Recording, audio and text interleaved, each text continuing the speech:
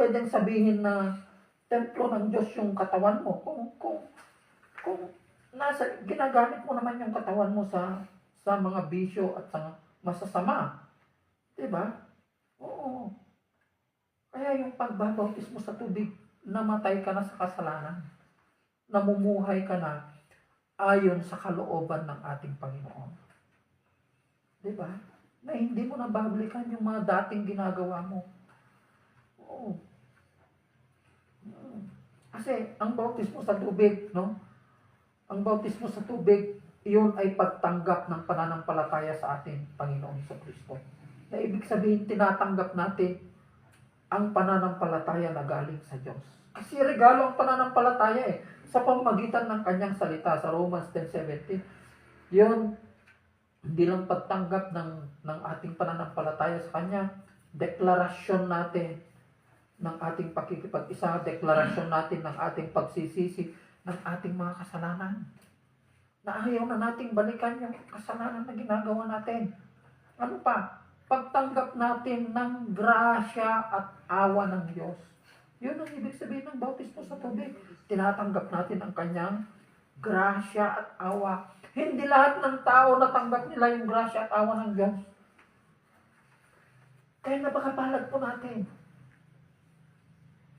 Dahil natanggap natin yung kanyang awa at grasya. Diba? Natanggap natin yung kanyang pagmamahal. Yan ang sinasabi niya sa John 3:16. Gayon na lamang ang pag-ibig ng Diyos ng sanlibutan. Minahal tayo ng Panginoon. Pero iba ang pagmamahal niya sa mga taong nakipag-isa at tumanggap sa Kanya. Minahal lahat ng ating Panginoong Jesucristo ang buong mundo, ang buong sanlibutan. Yung 7 bilyon na tao, mahal ng Panginoon. Kaya lang, hindi lahat ng 7 bilyon na taong ito ay sumasampalataya at naniniwala sa ating Panginoon sa Kristo. Diba? Kaya na tinawag tayong anak ng Diyos. I am a child of God. Dahil tinanggap natin ang ating Panginoon sa Kristo bilang Diyos at tagapagligtas ng ating buhay. Diba? Oo. Kaya, yung 7 bilyon na tao na ito, isa tayo sa pinakapalad na minahal ng Panginoon. Oo, isa tayo sa mga pinakapalad na minahal ng Panginoon, mga binibiling. Pero hindi lahat ng 7 bilyon na taong ito ay makakapasok sa kaharian ng Diyos. Kundi yung mga sumusunod lamang sa kalooban ng kanyang Ama. Diba? Kundi yung mga sumusunod lamang sa kalooban ng kanyang Ama. So, public declaration, yung pagtanggap natin, pakikipag-isa natin sa ating Panginoon sa Kristo, pagtanggap natin sa kanyang awa at grasya, diba? Sa kanyang pagmamahal, pagtanggap natin ng ating pananampalataya sa ating Panginoon sa Kristo. Oo. Huwag nating sabihin na may pananampalataya tayo kung wala tayong salita. Diba? Paulit-ulit na sinasabi ni Daddy sa atin, no word, no faith. No word, no salvation. Kung walang salita, walang kaligtasan. Kasi dito nagsisimula ang kaligtasan ng isang tao sa pamamagitan lamang ng salita ng Panginoon. Oh. Kaya napakalaga ang salita sa buhay natin, sa araw-araw nating pamumuhay. Diba? Ako nga, nagagalit ako. Araw-araw pa akong nagbabasa ng salita. Pero hindi ka na nagagalit sa mga ibang dahilan. Nagagalit na tayo sa kasalanan. Galit na tayo. Oo. Kung hindi ka pa rin galit, yun ang ebidensya na nasa atin na yung kaligtasan. Nasa atin na ang ebidensya ng kaligtasan. Ang isang ebidensya ay galit ka na sa kasalanan. Galit ka na, natatakot ka na sa kasalanan. Lumalayo ka na sa barkada mo. Lumalayo ka na sa mga dating kaibigan mo. Papalitan yan ng Panginoon.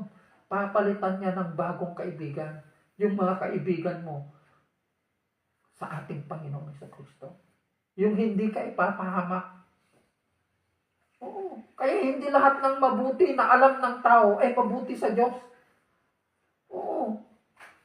Ang mabuti lamang sa Diyos ay yung mga sumasampalataya sa ating Panginoong Jesucristo. Kaya yung kabutihan na yan, nagbubunga ng yung pananampalataya natin sa ating Panginoong Jesucristo, nagbubunga yan ng kabutihan. Pero kung sinasabi mo na mabuti ang isang tao, pero wala siyang pananampalataya sa ating Panginoong Jesucristo, hindi ako naniniwala dyan. Hindi ako naniniwala dyan, mga ginigiliw. Maling pananaw yan. Yung sinabi mo na mabuti ang isang tao, pero hindi siya sumasampalataya sa ating Panginoong Jesucristo, hindi. Kaya sinabi ng ating Panginoong Jesucristo sa isang binata na lumapit sa kanya, di ba? Mabuting guro, sabi niya. Iisa lang ang mabuti, sabi ng ating Panginoong Jesucristo, ang Diyos, sabi niya. Isa lang ang mabuti. Kaya't magkakaroon lamang tayo ng kabutihan kung tinanggap natin ang ating Panginoong Jesucristo bilang Diyos at tagapagligtas ng ating buhay. It follows yan, nagbubunga yan ng kabutihan ng ating buhay. Ibig sabihin, tumutulong ka na kung ikaw ay may pananampalataya sa ating Panginoong Jesucristo, tumutulong ka na hindi mo tinitignan yung sarili mo na ay, diskarte ko ito, tumutulong ako.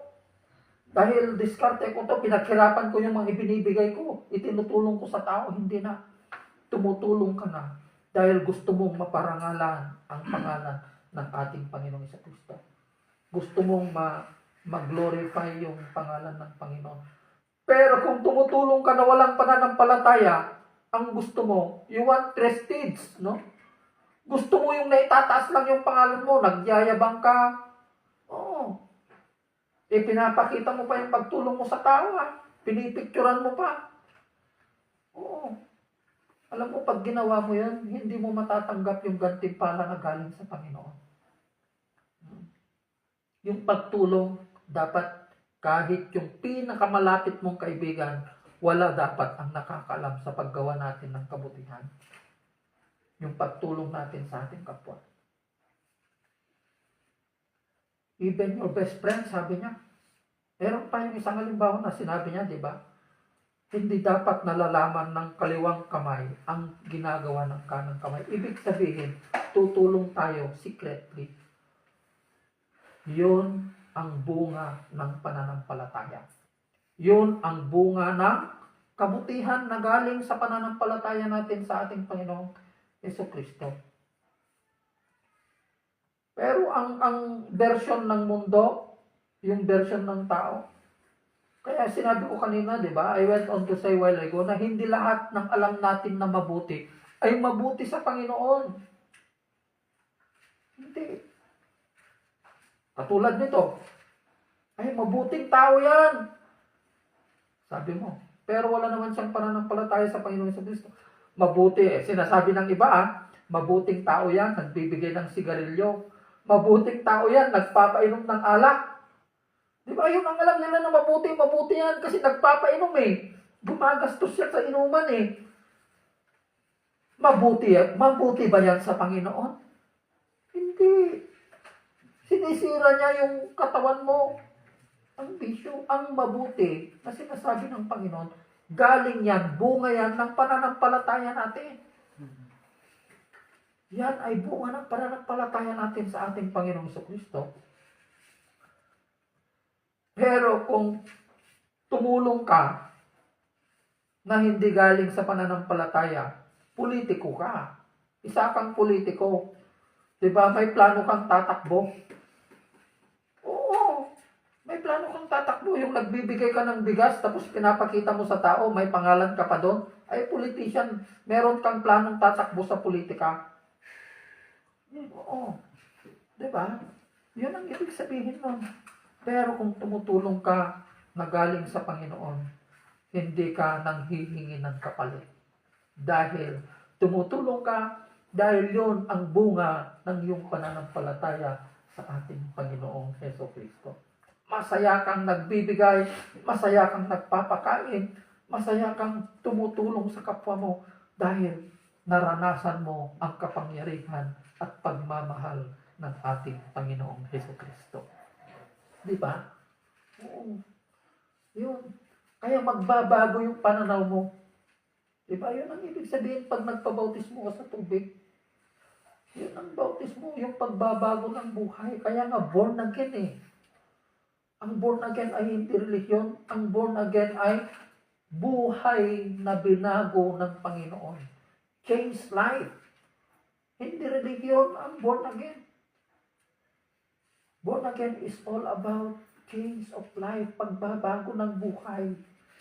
Na kapag tinanggap mo ng Panginoong Jesucristo, alam mo, pag nakilala mo ng Panginoong Jesucristo sa buhay mo, tinanggap mo na siya, lumalayo ka na sa barkada mo. Lumalayo ka na. Ay, lalo na pag dati, kasamaan mo sa pag-inom, ganun ako dati eh. Yung mga dating kasamaan ko sa inuman eh, galit na rin sila sa akin. Nagagalit na sila sa'yo. Kasi yung liwanag at dilim, hindi pwedeng magsama ang liwanag at dilim. Diba? Hindi pwedeng magsama ang liwanag at dilim, mga kinikiliw. Dahil nasa liwanag ka na ng Panginoong Jesucristo. Kaya yung dilim, lumalayo na sila sa'yo. Diba? Kaya yun ang sinabi ng Panginoon. You are the light of the world. Magiging ilaw na tayo. Kaya mararamdaman mo na lamang, no? Mararamdaman mo na yung mga dating kaibigan mo, lumalayo na sila sa'yo. Lumalayo na sila. Kasi ayaw nila. Hindi nila kayang lumapit sa liwanag. Mas gusto nila yung kadiliman. Opo. Diba? Kaya nga, alam nyo, sa ginagawa natin na ito, no? Kaya dapat nating seryosohin yung pagbabasa ng salita ng Panginoon. Seryosohin natin, bigyan natin ng oras ang pagbabasa ng salita ng Panginoon. Diba? Marami kasi ang nagbabasa ng salita ng Panginoon. Marami ang nagbabasa ng Biblia. Sa totoo lang. Hindi nila alam na kinakausap sila ng Panginoon. Ito lang ang ibinigay ng Diyos na paraan upang makausap natin ang Diyos sa pamamagitan ng kanyang salita. Oo. Kaya kung gusto mong kausapin ang Diyos sa araw-araw, bigyan mo ng oras. Lord, gusto kitang kausapin sa pamamagitan ng iyong salita. Diba? Basahin natin ang salita ng Panginoon araw-araw na. Araw-arawin natin. Nabasahin. Diba? Iyon ang ibig sabihin ng pakikipag-usap sa ating Panginoon sa pamamagitan ng kanyang salita.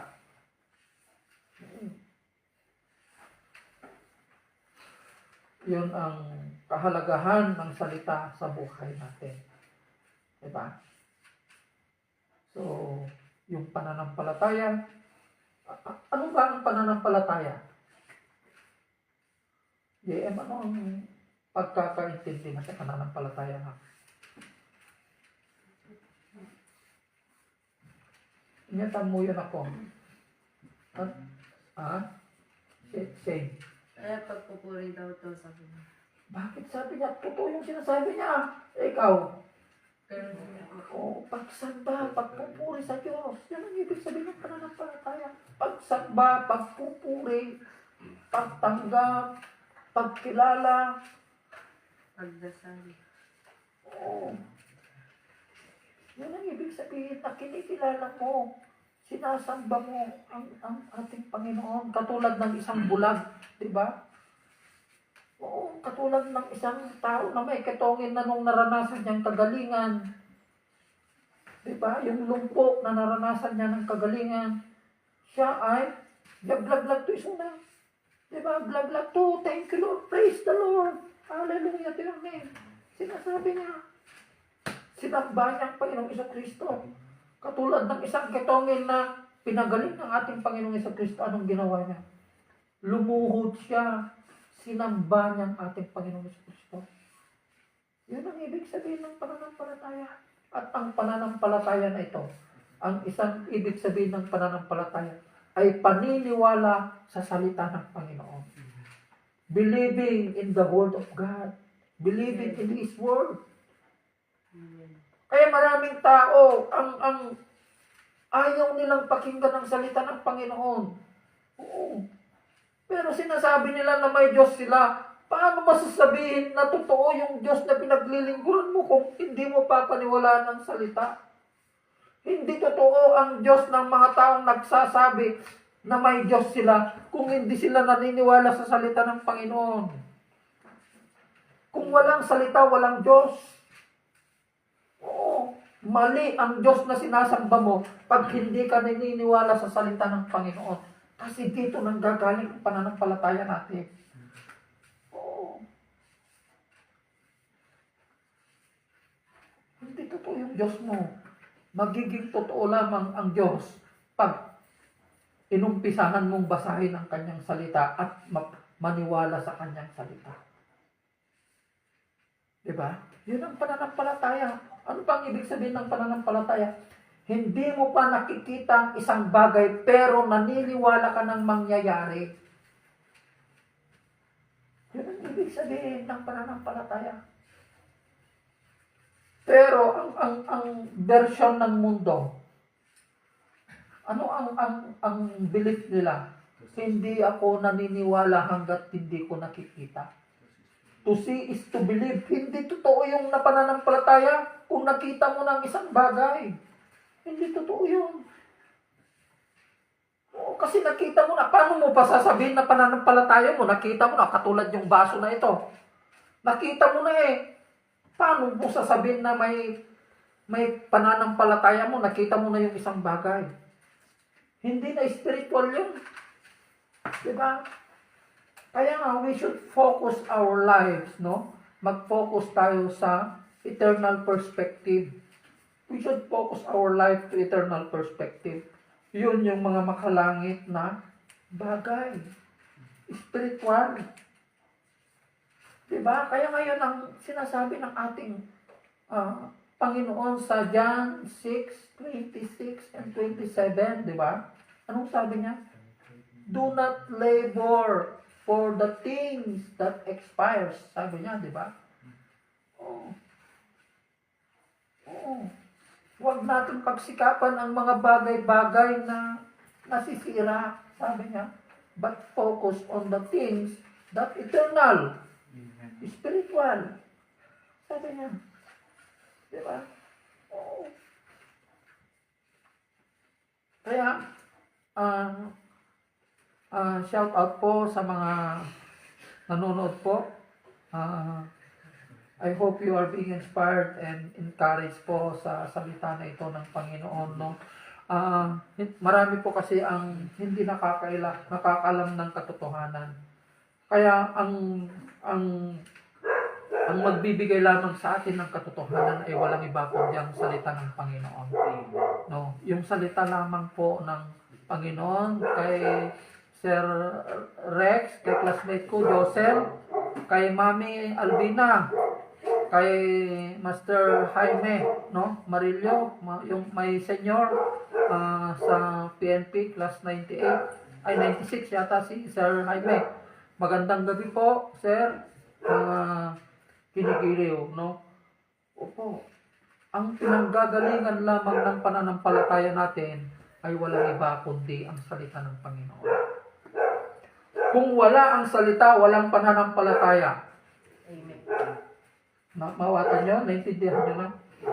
Kaya basahin natin araw-araw ang salita ng Panginoon para magkaroon tayo, para maranasan natin. Diba? Yung pananampalataya na galing sa Panginoon. Oh, hindi mo sabihin na may Diyos ka kung wala ka namang salita. Hindi totoo yung Diyos na pinaglilingkuran mo kung hindi ka naniniwala sa kanyang salita.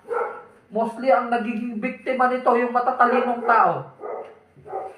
Oo, Oo, yung matatalino, ayaw nilang tanggapin ang salita. Akala nila yung totoo, yung nakikita lang nila, yun ang pinapaniwalaan nila. Lalo na yung mga matatalinong tao, ang taas ng pagtingin nila sa kanilang sarili. Akala nila sila palagi ang tama. Oo. Kahit nga grade 3 lang ang natapos ng isang tao kung nagbabasa ng salita ng Panginoon, makikinig ako sa kanya. Oo. Kahit mangingisda yan, tricycle driver yan, kung nagbabasa ng salita ng Panginoon, makikinig at makikinig ako sa kanya dahil ang salita ng Diyos, dito nagsisimula ang karunungan. Diba? Dito nagsisimula. The fear of the Lord is the beginning of wisdom. Dito nanggagaling ang karunungan na galing sa Diyos. Nanggagaling yan sa salita ng Panginoon.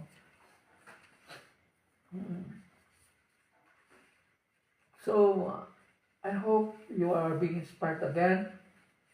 Naintindihan nyo na, anak? Alam nyo na kung anong ibig sabihin ng pananampalataya? Yung pananampalataya ay hindi pa natin nakikita isang bagay pero naniniwala tayo na mangyayari. Praise God. Na mangyayari. Oo, na mangyayari. Katulad ito, isang halimbawa. Ganito ang ibig sabihin ng faith.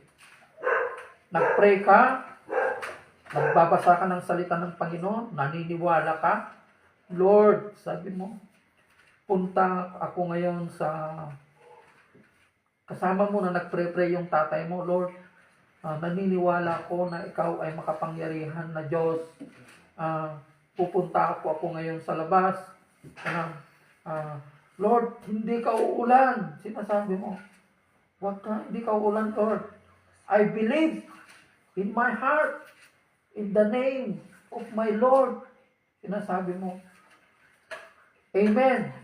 Tapos, paglabas nyo, kasama mo yung tatay mo, tay, kunin mo yung payong, baka uulan. Hindi na pananampalataya yon. Dineclare mo na, tapos sinasabi mo na uulan. Yun ang ibig sabihin ng faith. Yung hindi mo pa, Fake news. fake news na yon. Tama, fake news na yun. Oo, hindi na fake yun kung wala ka ng tiwala. Yun ay pagtitiwala na mangyayari ang mangyayari sa hinaharap. Yun ang faith. Diba? Faith is the assurance of the things that we are hoping for and the conviction of the things that we cannot see. Sabi niya nga eh. Amen. So alam niyo na ang ibig sabihin ng pananampalataya? Oo. Ano pa? Believing in His Word. Diba? Paniniwala sa Kanyang salita. Kaya kung hindi ka naniniwala at nagbabasa ng salita ng Panginoon, wala kang pananampalataya. Hindi totoo yung Diyos na sinasamba mo. Mali yung Diyos na sinasamba mo. Naglagipin niya na ito eh. Kahit po sa lahat ng nanonood po, yun po ang kalagahan ng salita sa buhay natin.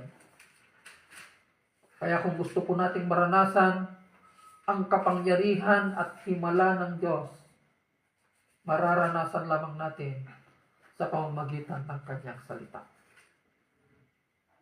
Mararanasan natin ang himala at kapangyarihan ng Diyos sa pamamagitan ng Kanyang salita, mga ginigiliw.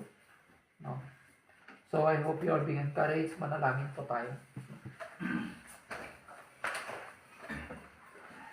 Yes, Lord, pinupuri po namin, Panginoon, ang iyong dakila at makapangyarihang pangalan, Panginoon.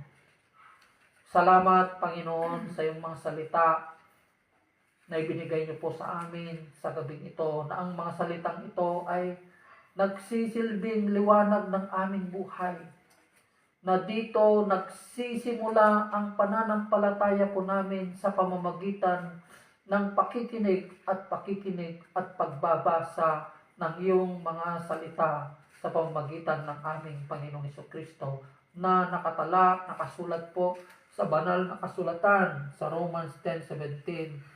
Faith comes from hearing and hearing the Word of God through Jesus Christ. Ng pananampalataya na ito, Panginoon, na itinuturo niyo po sa amin sa gabing ito, ay paniniwala po namin sa iyong mga salita, Panginoon, na kapag wala po ang salita sa aming buhay, hindi po kami magkakaroon ng pananampalataya sapagkat ang pananampalataya na sinasabi niyo po ay nanggaling lamang po ito sa iyong mga salita. Mararanasan lamang po namin ang inyong kapangyarihan, Panginoon, ang kapangyarihan ng aming mga panalangin, Panginoon, at himala sa pamamagitan lamang ng iyong mga salita, Panginoon Lord God, Heavenly Father Lord. Salamat dahil nararanasan po namin ngayon ang iyong kapangyarihan at himala sa pamamagitan ng iyong mga salita, Panginoon. Turuan niyo kami, Panginoon, na buksan po namin, hanapin po namin, Panginoon, ang iyong mga salita.